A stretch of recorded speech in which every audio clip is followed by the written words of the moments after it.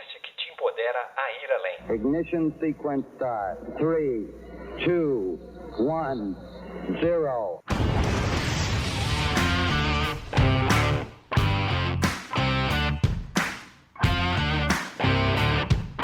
Olá, sejam bem-vindos a mais um episódio do Power Talks, o podcast que te empodera a ir além. Nesse episódio, a gente vai falar sobre as diferenças de culturas organizacionais. Dizem que tem a cultura mais tradicional, a cultura da inovação que está presente nas startups. E para bater esse papo hoje comigo, eu trouxe a Viviane Goulart, que depois de 20 anos de experiência liderando equipes de marketing, gestão, inovação, produto e tecnologia em empresas tech, ela se especializou em neurociência e comportamento e recém fundou a Incora, uma empresa focada em desenvolvimento de estratégias para cultura, performance e liderança e ainda faz mentoria de carreira. Seja muito bem-vinda, Viviane. Olá, Felipe. Obrigada aqui pelo convite. Vai ser um prazer falar desse tema que eu adoro. Vamos trocar aqui uma ideia sobre cultura, sobre inovação, sobre empresa tradicional. Acho que rende um bom papo, hein?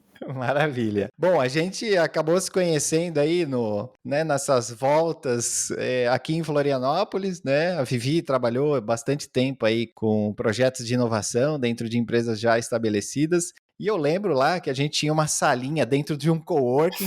Eu estava com a minha empresa, toda a minha empresa, né, numa salinha de 8 pessoas, e ela estava com um grupinho, né, que estava ali formando, né, um grupinho de inovação, né, Vivi? Conta um pouquinho sobre a sua trajetória, né, desde essa época, enfim, só para o pessoal entender o seu background, que os desafios que você passou. É verdade. Eu acho que isso foi lá por 2016, 2017, mas parece que foi ontem, né, Felipe? Uhum. Nessa fase aí que nos conhecemos, né, aqui no cenário de inovação de Florianópolis, eu estava trabalhando, desenvolvendo inovação dentro de uma corporação, né? Isso fiz algumas vezes, que é desenvolver uma área na época lá, os labs, né? Um lab, um laboratório de inovação para uma empresa estabelecida. E aí, obviamente, né, trabalhando muito em transformação cultural de empresas de mais de 20 anos, de 40 anos. Mas um pouquinho da minha carreira, eu me formei em comunicação, mas comecei muito cedo aí, desde a faculdade na área de marketing, aí logo me especializei em marketing e negócios. E, na verdade, eu acho que isso já era de casa, assim, meu pai sempre foi empreendedor, então eu pulei a fase de brincar de boneca, eu brincava de escritório, né?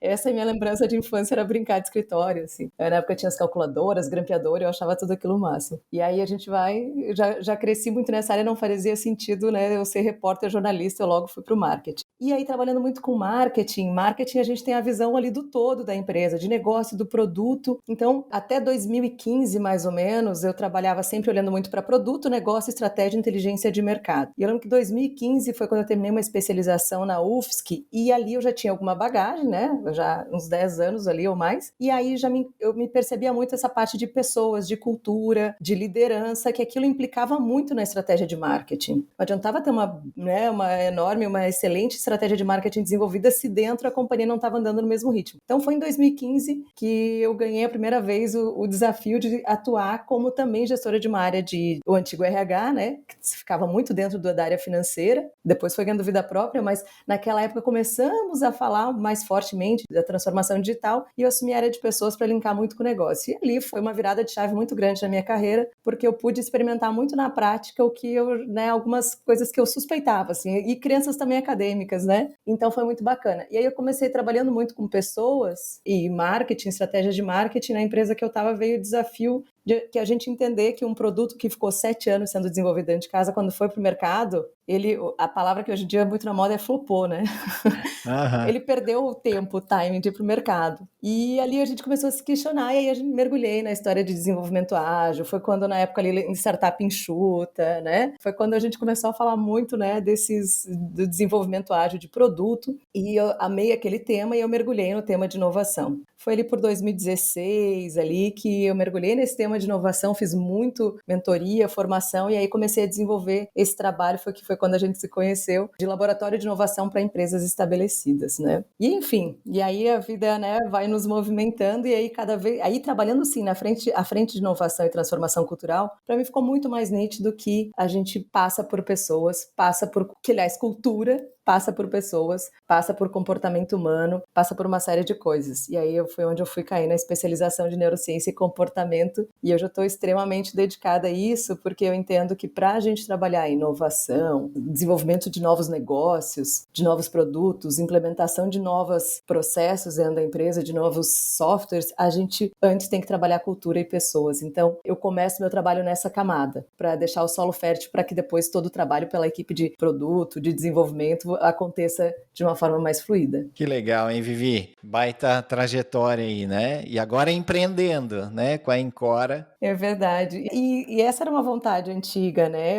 Na verdade, eu sempre fiquei pensando, eu tinha a sensação que eu ia me formar na faculdade e logo eu ia empreender. E quando eu vi, passaram-se 20 anos, eu não tinha feito isso, né?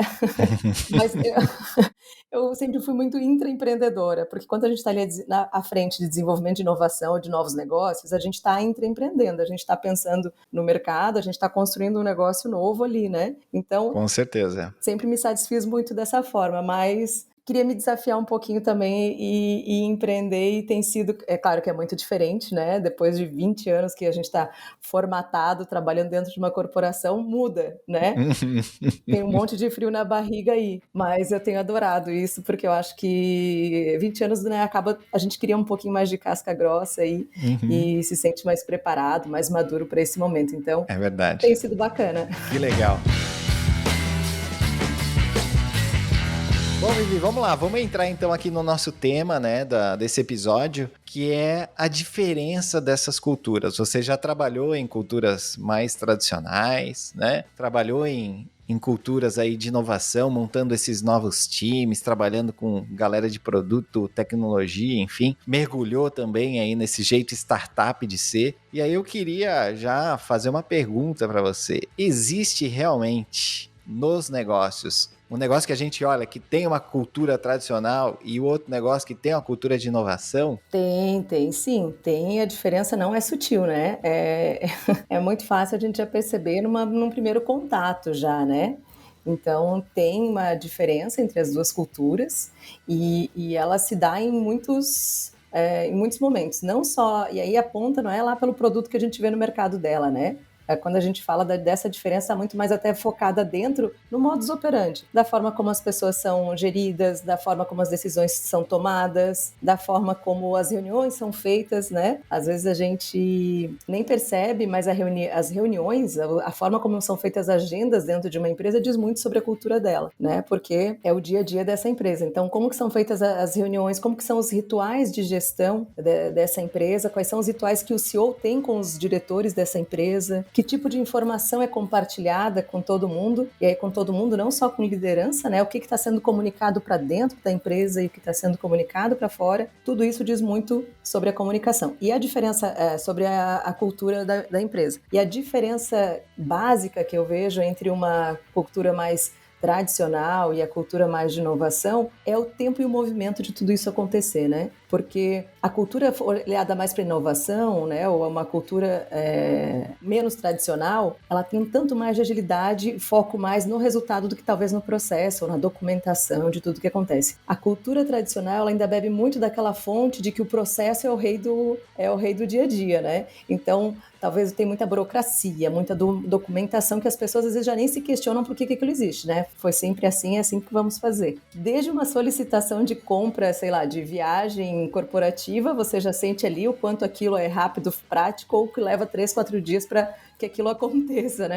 Então, isso já é ali que a diferença maior é entre essas duas culturas e que reflete diretamente lá na performance da empresa. Isso é inevitável, né? Na produtividade até do time, né? Uhum. Ainda mais agora, né? A gente está vendo esse mundo cada vez mais volátil, incerto, né? Onde a gente não tem todas as respostas, onde a gente está olhando para um futuro... Cara, tudo pode mudar em poucas semanas, né? São muitas variáveis acontecendo e você ter uma cultura mais tradicional, talvez tenha um tempo para a gente falar disso, né? Eu acho que com o tempo isso vai acabar morrendo, né? As necessidades de hoje no mercado exigem uma cultura mais ágil. E que para você as principais diferenças são agilidade, é isso? É a agilidade da cultura com que as coisas acontecem? É uma delas, né? Porque a principal para mim, na verdade, diz lá sobre a produtividade e a a gestão quase do tempo dessa empresa, e não a gestão do tempo naquela forma que a gente conhece de, se eu colocar aqui no Google 5 ideias de gestão de tempo, vai estar ali. Não é exatamente isso, mas quanto as pessoas são talvez essencialistas nas suas tomadas de decisão de fazer uma agenda, de documentar algum processo ou outro. Não estou dizendo que não tem que ter documentação, isso é super importante, né?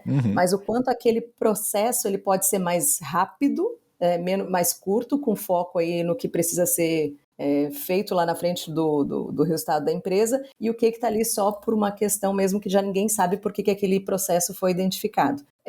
A tomada de decisão que se toma também, eu vejo muita diferença, porque quando a gente fala de uma cultura mais tradicional, talvez tenha menos, olhe-se menos para dados, para informação relevante, porque talvez a documentação não esteja tão explícita ou tão a acesso de todos. Então, ainda tem muito da hierarquia. Eu dependo da tomada de decisão do meu gestor para que eu execute o que eu tenho que fazer. Então, ela depende muito de uma hierarquia que não é horizontal, né? Então, ainda tem muito da presença que é o gestor que toma a decisão, e sem o aval dele, né? Bota lá no e-mail, copia todo mundo para documentar, porque eu preciso do aval dele. Dá o ok no e-mail. Então, você tem lá aquele monte de ok, porque você precisa, né, da chancela, do gestor. Já numa cultura de inovação, claro que daí precisa da base aqui, confiança, compartilhamento de informações estratégicas para que todo mundo esteja bem dotado de informação que eu preciso para tomar uma decisão. E eu não estou falando de uma decisão super impactante no negócio, estou falando de decisões que a gente toma no dia a dia mesmo, né? O dia a dia até de um analista, ele é cheio de tomada de decisão micro, pequena, né? Desde que como que ele vai compor, sei lá, uma campanha de marketing, que frase que ele vai usar, que estratégia que ele vai usar, para que ele consiga fazer aquilo de uma forma mais independente, ele precisa estar imbuído de informações estratégicas. O que a gente está realmente testando agora? O que eu preciso converter? Ele precisa de informação para que ele consiga tomar uma decisão sozinho. Esse tipo de informação, ele precisa ter uma cadência que venha lá do CEO, de diretoria, de gerentes. Quanto maior for a empresa, e aqui dando o exemplo das tradicionais, que costumam ter uma estrutura às vezes mais robustas e mais até de processos, né? Ele precisa percorrer isso com agilidade, esse caminho. E agilidade aqui é rapidez mesmo, né? O mindset talvez ágil aqui que a gente fala de tomada de decisão é o que eu vou testar antes de desenhar, fazer um plano gigantesco para depois ir para a rua. Não, como é que eu quebro isso aqui e eu testo rápido? Como é que eu faço um teste rápido para ver se isso aqui para em pé ou não para em pé? E aí, especialmente nos setores que estão aí direto com atendimento a cliente ou desenvolvendo estruturas para cliente, mas também na área interna. Eu dei o exemplo aqui de compra, então, se no setor financeiro eu não tiver isso também permeado, né, atento a como que eu faço as coisas andarem de forma mais rápidas e produtivas, eu posso engessar uma série de processos que impactam quem está lá na ponta. Exatamente. Né? Desde o processo de compras, enfim, tudo que envolve a área financeira da empresa também pode engessar. Então, ele é importante permear todas as áreas, né? É verdade. Me lembro, agora você me fez lembrar aqui da época que eu trabalhava em grandes organizações, eu era da área de tecnologia e eu precisava rapidamente responder uma demanda numa área de negócio com um novo sistema. Gente, o processo de concorrência, tinha que ter 3 propostas, tinha que ter toda uma análise do fornecedor, aí beleza, era um tempão para conseguir aquelas informações, equiparar, colocar em planilha. Aí, beleza, conseguimos. A área de negócio escolheu junto com a tecnologia, agora vamos. Aí vai para o jurídico.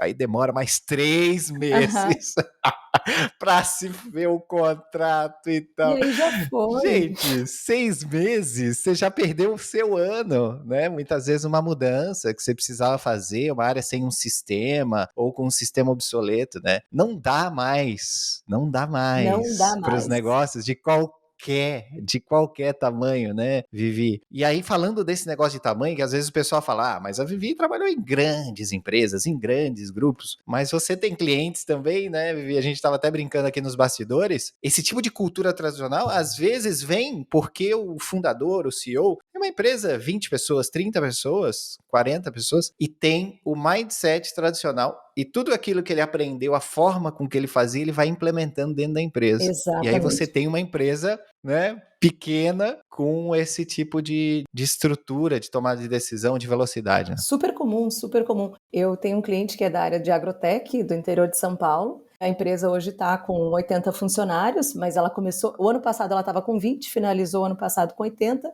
e a perspectiva é que ela chegue em 250 funcionários esse ano.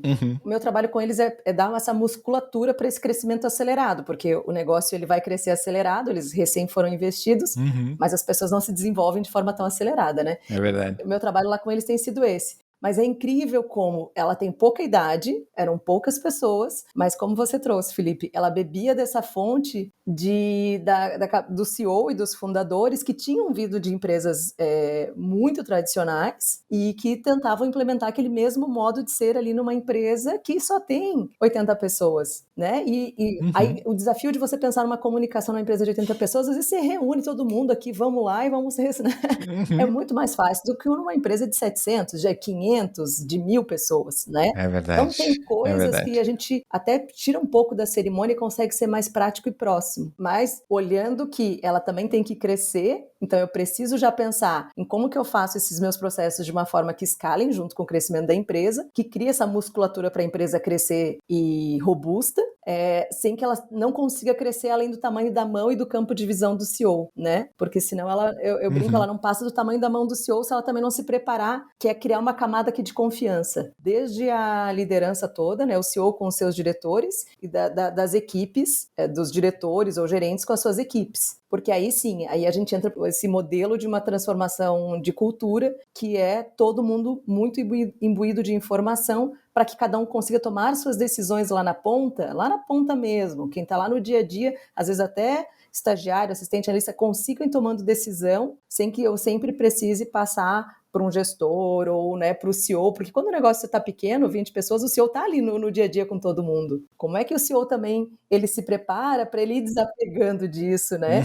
Então, uma das dores, né, eu faço a mentoria de alguns CEOs e uma das dores deles é essa, assim, poxa, mas eu não tenho certeza, assim, naquela área estão contratando as pessoas com perfil, se eles estão fazendo o que é para fazer do negócio, porque a empresa vai crescendo, ele já não consegue mais acompanhar. Então, isso também é muito forte, como você falou, em startups, em empresas menores, não é só em empresas aí de 30, 40 anos, né? É verdade. Isso que você falou da descentralização é uma das características que tem que acontecer para ter essa agilidade, né? E tem um outro ponto que a gente não comentou aqui, Vivi, vê se você concorda, que é essa tomada de risco, né? Talvez as culturas tradicionais, elas tenham muito no teu DNA evitar o risco, né? Evitar o erro, porque elas já têm alguma coisa estabelecida e vai pela proteção. O ser humano, né?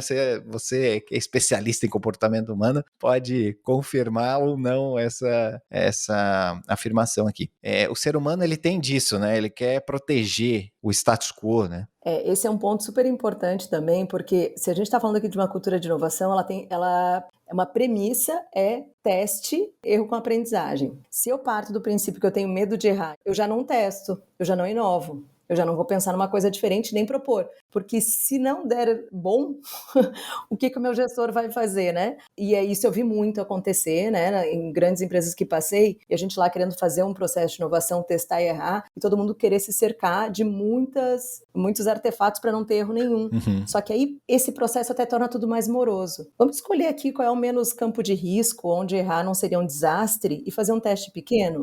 Existe uma série de formas aí eu não vou entrar tanto aqui em metodologias, mas teste fumaça, MVP concierge, tem tanta coisa de desenvolvimento, de testar e prototipar, que você, né, consegue coletar dado e o erro não dá um grande estrago, e se errar pequeno, que bom, aprendemos com isso, mas eu tenho que ter essa minha cultura aberta, né? Por que eu falo tanto que a cultura é muito do movimento de liderança? Como que o CEO, quando acontece um erro, como é que é o comportamento desse CEO? Qual é a reação, né? Qual é a reação dele? Qual é a reação do líder direto das equipes?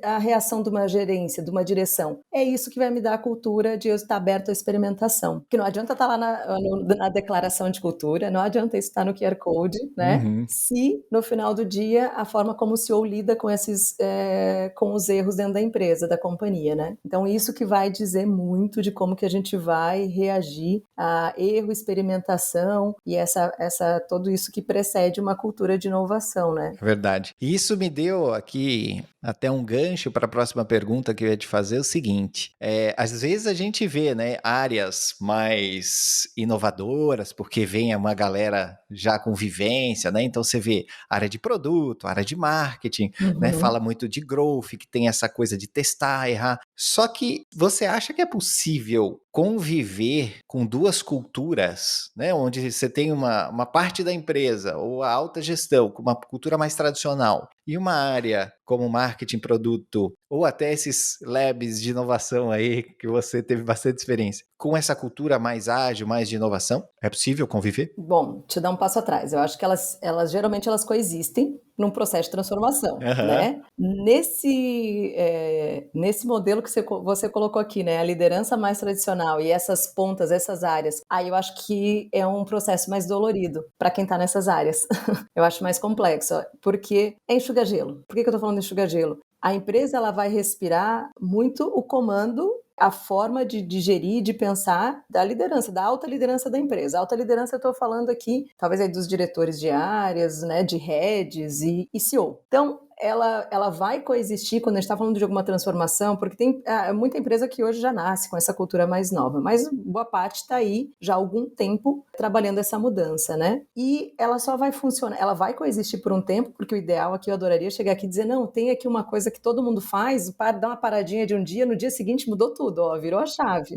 Mudar a chave. Muda a chave, gente, ó, a gente para tudo aqui, implementa alguns software, muda alguns processos, no dia seguinte todo mundo entra na empresa e mudou.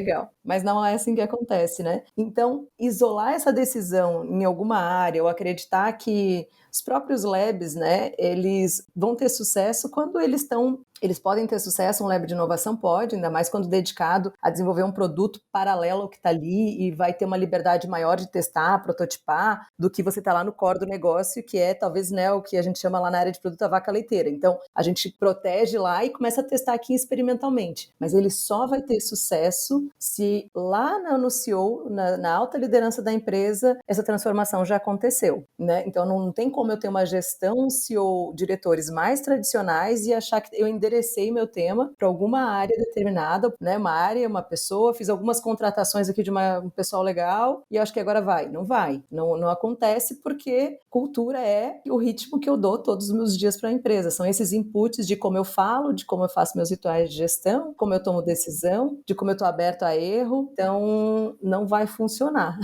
né? E as equipes que estão lá tentando fazer isso acabam se desanimando, ou enfim, né? Não acontece. Até porque você pode até começar isolado, né? Mas uma hora isso vai ter que ser comunicado, vai ter que ter essa interação. Então, continua o projeto, quais são os resultados, quais são os aprendizados, qual que é o tempo que está se levando, qual que é o investimento. Agora, legal, descobrimos aqui, agora precisamos fazer mudança no core. Uma hora vai chegar e vai impactar. Não adianta querer falar isso aqui não é comigo, né? Isso aqui está acontecendo lá e tá legal. Eles podem ser desse jeito, meio malucos lá e tal, tá tudo bem, né? Não adianta. E aí, ela pode até começar isolado, mas o esforço maior nem tá nessa célula, tá na transformação realmente do CEO e das diretorias nessa mudança. Não adianta eu querer começar uma mudança, mas eu todo dia faço igual. Não adianta, essa é top-down. Essa mudança ela é top-down, não tem outro caminho. Até me fez lembrar de um framework da McKinsey que eles falam dos 3 horizontes, não sei se já ouviu falar. Uhum. Essa vaca leiteira ou o negócio mais tradicional, ele vai aos poucos sendo disruptado, né? E é legal que a própria empresa faça isso com os labs ou com, enfim, né? Vá matando o seu próprio negócio antes que um concorrente faça isso por você. E se não tiver esse desapego, né? Essa visão dessas mudanças, dessas alavancas pela alta direção, realmente fica bem difícil. E aí, que tipos de conflitos acontecem no ambiente desse, assim?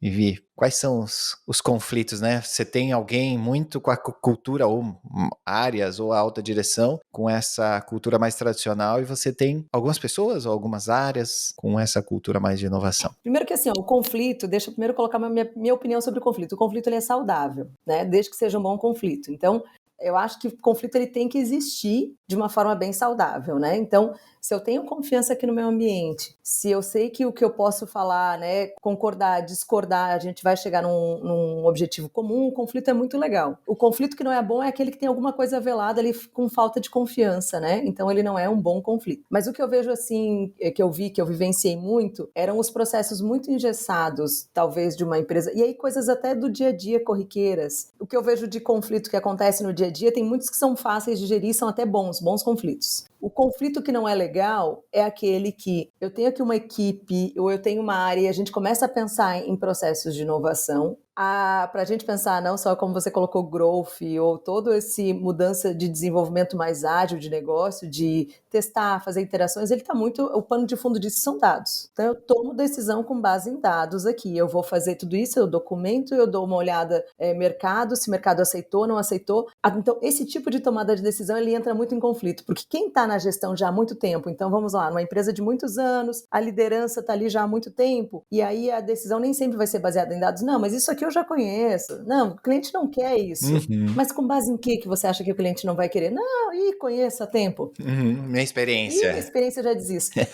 Você quer fazer, mas você não está aberto para uma tomada de decisão diferente da sua e que vem com base em dados, né? A gestão também desses dados nem sempre ela é boa. Então a gente começa primeiro a trabalhar uma gestão de dados para tomada de decisão. Tem uma série você começa a dar até visibilidade de algumas coisas que ficam superficiais, escondidas, e aí há muita tomada de decisão no feeling, numa sensação mais recente. E quando você começa a organizar tudo isso, então o primeiro choque é esse, de como se toma decisão. E aí quem já tem uma cultura mais esse mindset, uma cultura mais de inovação e não vivencia tanto, não bebeu tanto da fonte muito tempo de uma cultura mais tradicional, eu vejo que numa mesa de reunião, numa tomada de decisão para o rumo de determinado protótipo, projeto, teste, o primeiro choque vem ali. Ah, mas você viu que no final, Vivi, a decisão foi com eu quero, foi com eu acho.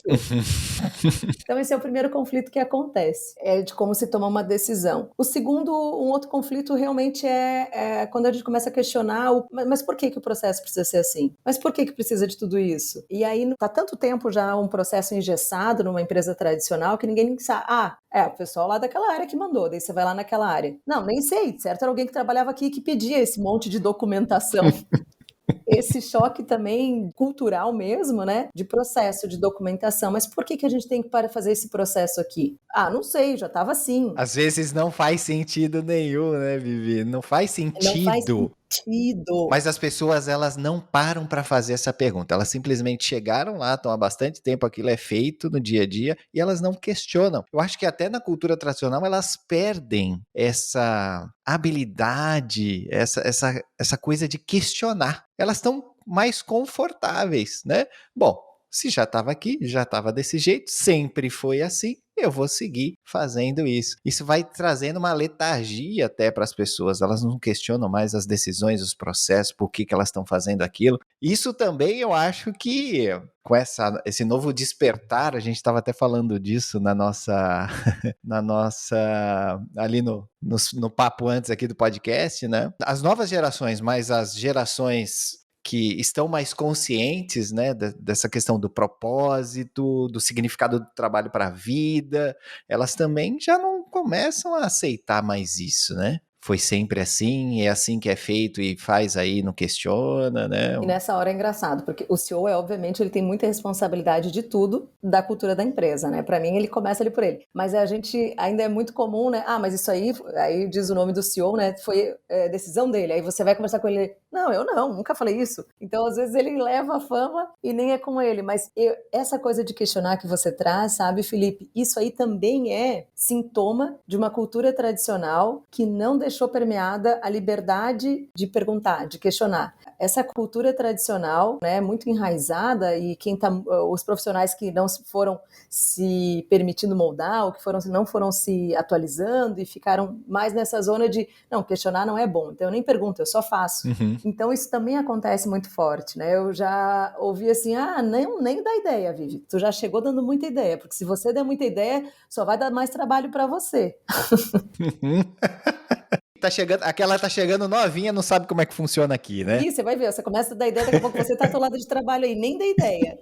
Poxa, agora pensa, né, que é a tua empresa. Você gostaria de saber que as pessoas estão pensando assim dentro da sua empresa? Pois é. Não é legal, né? Não é produtivo, não vai te manter atualizado com o mercado. Que daqui 10 anos, a tua empresa não pode estar com a mesma cara de 10 anos atrás. Se tiver, deu errado, né? Você falou, né, do mundo incerto, ambíguo, volátil. É tanta mudança a todo momento que se você não tiver com essas bases dentro da sua companhia preparadas, de uma boa troca, de bons conflitos, de confiança, as pessoas com foco no resultado, no cliente e não no processo, a sobrevida dela não é longa, não tem como acontecer, né? É porque as mudanças são muito rápidas. Então, acho que esse é um grande ponto de atenção quando a gente fala em cultura, né? Mais do que a transformação lá atrás digital, que agora todo mundo já nem fala mais tanto em transformação digital, porque a pandemia veio e acelerou esse processo rápido, né? Mas eu tenho que olhar como que eu, enquanto líder dessa companhia, né, quanto os líderes dessa companhia, eu estou deixando o ambiente fértil para esse tipo de tomada de decisão da companhia como um todo. Não vai ter um setor salvador da pátria, não vai ter uma posição nova que você vai contratar que vai salvar também a pátria. É um conjunto, né?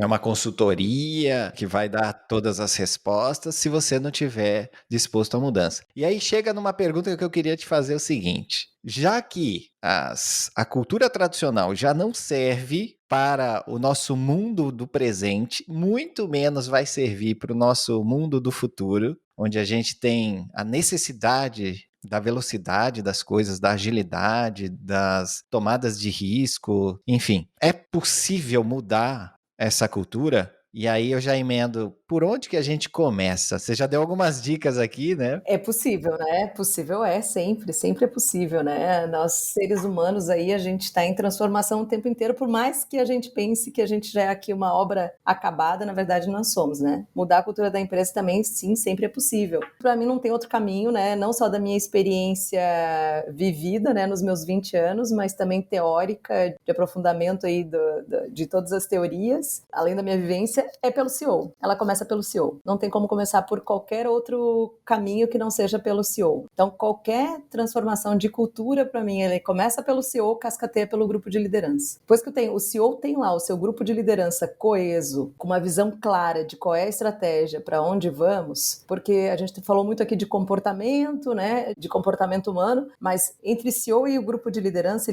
eles devem estar coesos no relacionamento entre eles e com uma visão muito clara da estratégia, de curto, médio e longo prazo. É bem comum, eu faço mentoria de alguns CEOs e eles falam assim, mas tá muito claro aqui na minha cabeça. Ok, que bom que na sua cabeça tá claro, agora a gente precisa que fique muito claro na cabeça de todos que estão tomando decisão aqui na empresa, né? Ele fala, mas como assim? Eu já falei isso, tá muito claro na minha cabeça. Não, mas nos demais a gente analisou que não tá claro, não tá tão claro para onde o negócio vai. Para mim, essa primeira camada, ela começa no CEO, primeiro fortalecendo o seu grupo de liderança e formando ali o seu grupo de líderes, formando entre eles toda essa coesão e dando clareza da estratégia. Todo mundo tem que ter muito claro em mente do porquê que a empresa existe, para onde a gente está indo, o que é importante agora, né? Como que a gente vai ter sucesso, né? E quem aqui faz o quê? E como nos comportamos, né? Aliás, não posso esquecer essa, como nos comportamos, porque são 5 questões rapidinhas, assim, que o CEO tem que ter essa clareza junto, parece rapidinho, na verdade, né? Mas elas são super profundas.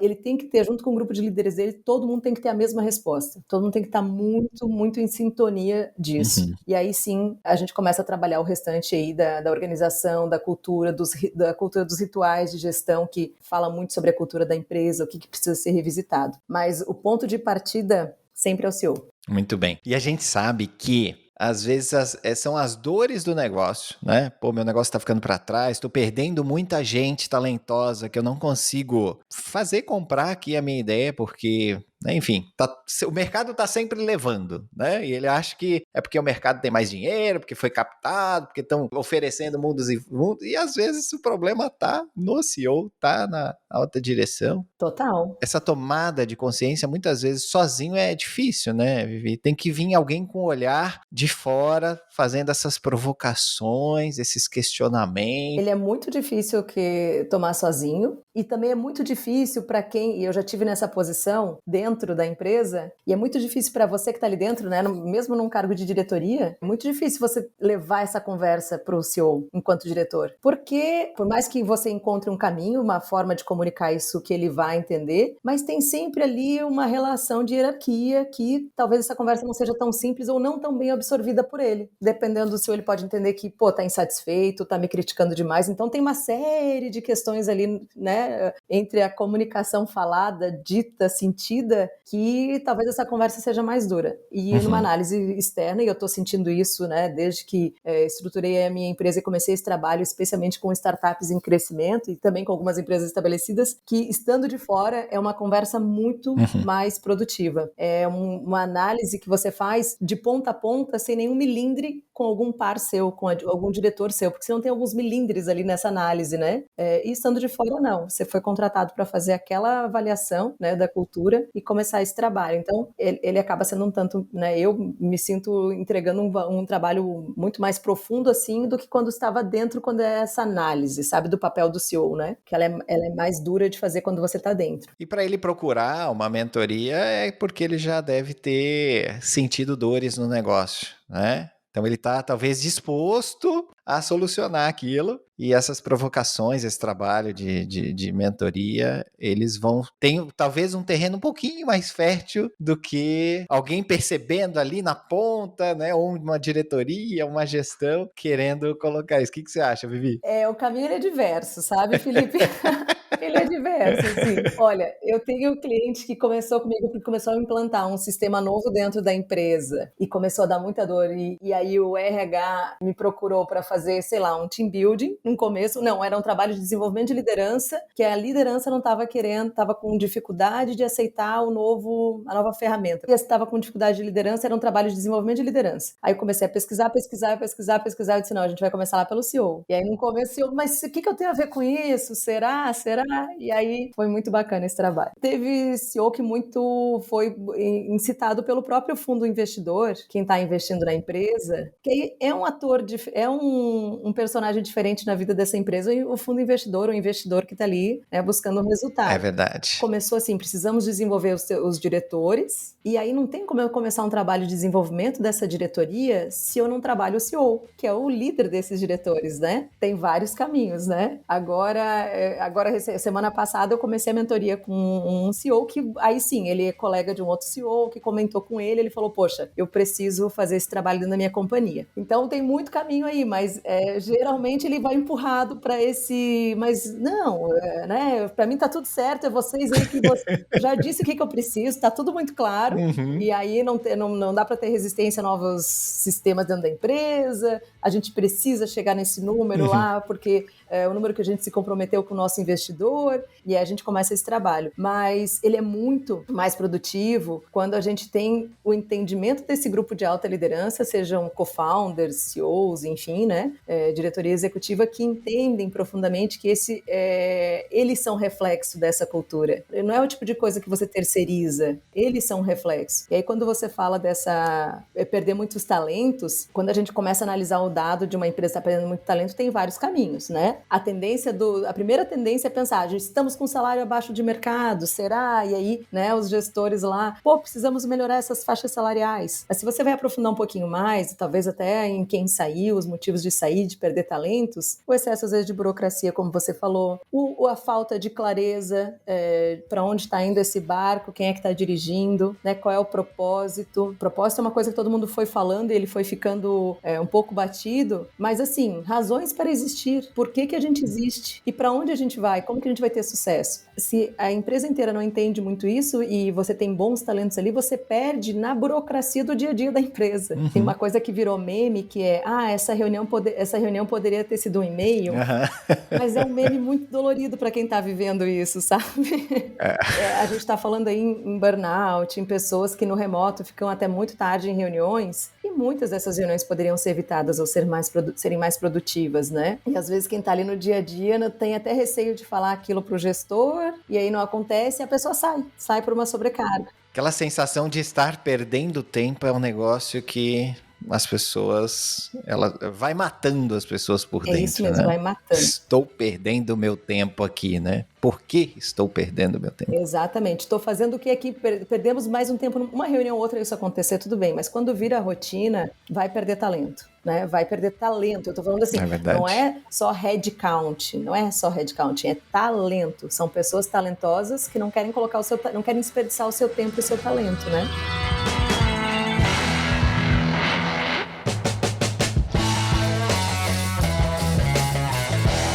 Vivi, talvez aqui estejam pessoas diferentes, com cenários diferentes, encontrando esses conflitos, desafios, né, entre as culturas aí tradicionais e tal. E eu queria que você... Eu vou querer aqui dicas de livro, material, enfim, para o pessoal poder aprofundar aqui no assunto, né? Mas vamos tentar falar para quem é um gestor, um diretor, alguém que já tem um mindset um pouco mais de inovação, né? Seja de uma área de marketing, de produto, ou qualquer outra área que esteja ali intraempreendendo e contra essas barreiras da cultura tradicional na alta gestão. Qual a mensagem, a dica que você dá? Larga a mão e vai para outra empresa? Procura uma empresa que você tenha fit cultural?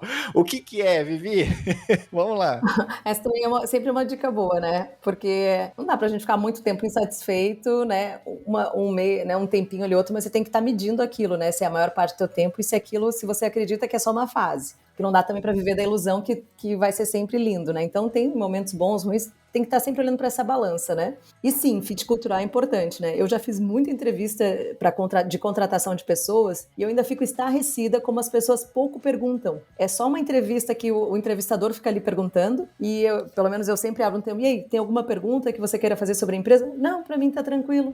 Então, assim, uma dica que eu dou, perguntem. Também questionem a cultura da empresa que vocês vão entrar, se o fato for mudar, né? Porque é uma informação super importante para tua satisfação depois no teu dia a dia. Se for liderança, eu acho que encontrar, né, e se ousa, é primeiro cair essa ficha. Isso aqui, quando eu reclamo da cultura da empresa e eu tenho um cargo de líder, você está falando de você mesmo. Se questione o quanto você consegue, qual é o teu papel nessa mudança, né? Todo mundo tem um papel ali, não é só, não terceirize sempre as tuas insatisfações. Olha aqui para você o que você pode mudar, você também é um agente de mudança e transformação. Nem que seja conseguir achar um caminho para ter um papo super desarmado, honesto e tranquilo com o teu CEO, com a tua CEO, né? Com quem comanda a empresa e dizer, olha, quem sabe a gente pensa aqui num outro caminho. Então, né, enquanto líder aí, todo mundo, eu acho que é buscar olhar para o teu papel nisso, ou ao invés de só reclamar que aqui foi sempre assim, né? E de um modo geral, para os profissionais, né, independente de cargo de liderança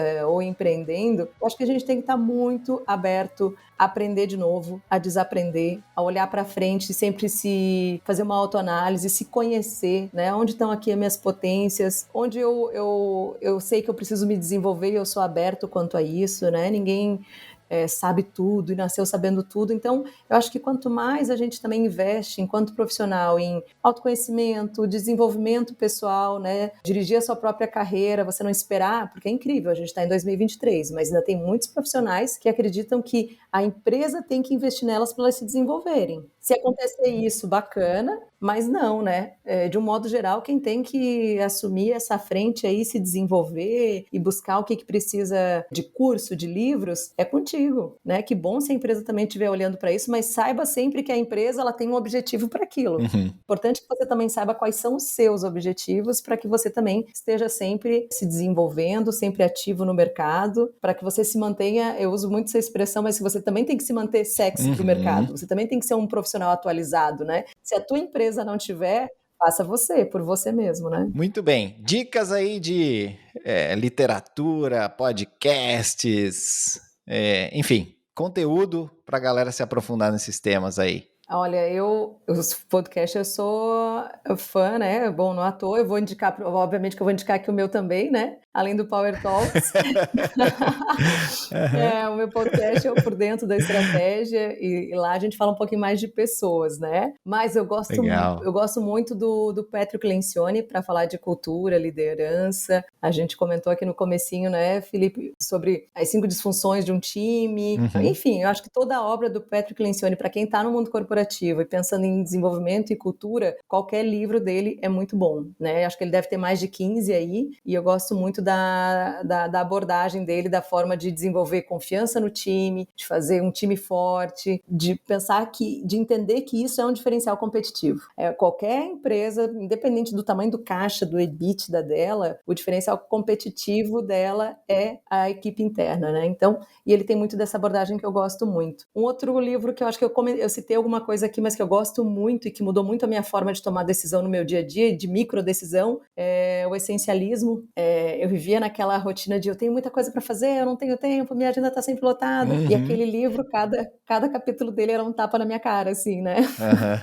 Então eu gosto muito também desse livro, que eu acho que nos ajuda Muito a legal. liberar as agendas, a organizar melhor a nossa agenda no dia a dia, né? Então, eu não tenho tempo, mas estou participando às vezes de uma reunião que eu não precisaria estar. Ou eu estou fazendo uma lista de um monte de coisa para fazer, mas o que é essencial? Então, esse livro também é um outro que eu super indico para autodesenvolvimento aí. Maravilha. Vivi, chegamos no final aqui do nosso episódio. Te agradecer demais por ter topado esse desafio, ter compartilhado um pouquinho da tua experiência, do que você viveu nos últimos anos. Quem quiser te encontrar, a gente vai, agora com a Encora, enfim, a gente vai deixar todos os links, né? Redes sociais, site, para ser colocado no ar em breve. Você já me contou, já deu um spoiler, né? Por enquanto tem o meu LinkedIn, eu estou organizando as redes sociais e preparando todo o meu material aí para colocar no ar, porque realmente, né, Felipe, foi aqui, eu acho que foi o primeiro podcast, nem lá no meu ainda falei da Encora, aqui, ó, lancei Olha praticamente só! Aqui. Que legal. Então, depois de um tempo de Encora aí, nós vamos chamar você de novo, né? Vamos bater um papo para saber como é que você tá, como é que tá indo a empresa, o que você já passou, né? Qual foi seu aprendizado também empreendendo. Boa. Walk the talk, né? O que está acontecendo? Se realmente, né? Se eu estou conseguindo aplicar, né? É verdade. Obrigado, viu, Vivi? Obrigado mesmo. E nos vemos aí nas próximas conversas. Tá ótimo. Obrigada também. Valeu, pessoal. Um abraço. Até o próximo episódio.